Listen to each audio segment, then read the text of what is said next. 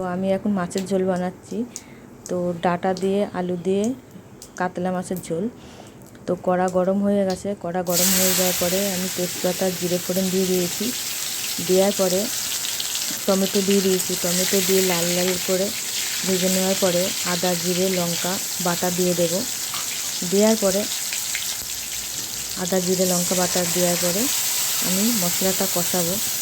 মশলাটা কষানোর পরে মশলাটা সুন্দর করে কষানোর পরে যখন দেখব মশলাটা কষানো হয়ে গেছে, তখন ডাঁটা আলু ভাজা দিয়ে দেব।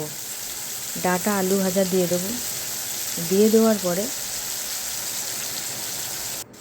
জল দিয়ে দেব। জল দেওয়ার পরে যখন দেখব ঝোলটা ফুটে গেছে, তখন আমি মাছগুলো দিয়ে দেব।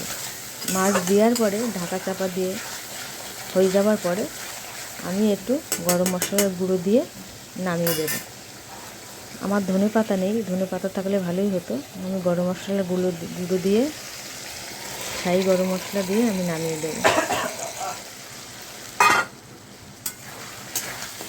দেখুন বন্ধুরা, এই ডাঁটা আলু কাতলা মাছের ঝোলটা খেতে খুব সুন্দর হয়, অসাধারণ হয় খেতে, ভালোই লাগে।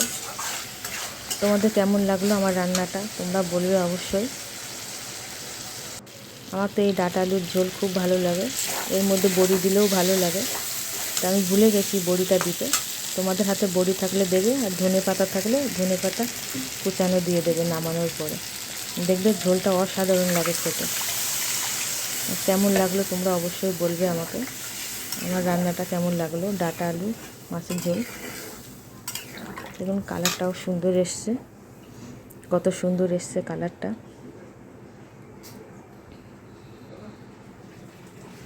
প্রায় হয়ে যাবার মুখে আমার রান্নাটা, শেষের পর্যায়ে।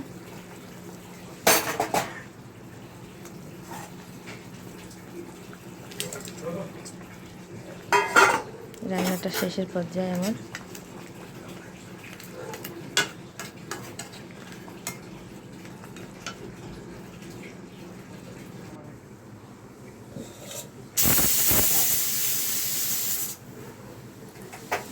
দেখুন ঝোলটা ফুটে গেছে, শেষের পর্যায়ে রান্নাটা। দেখুন কেমন লাগলো বন্ধুরা, তোমরা অবশ্যই লাইক কমেন্ট করবে, বলবে আমাকে।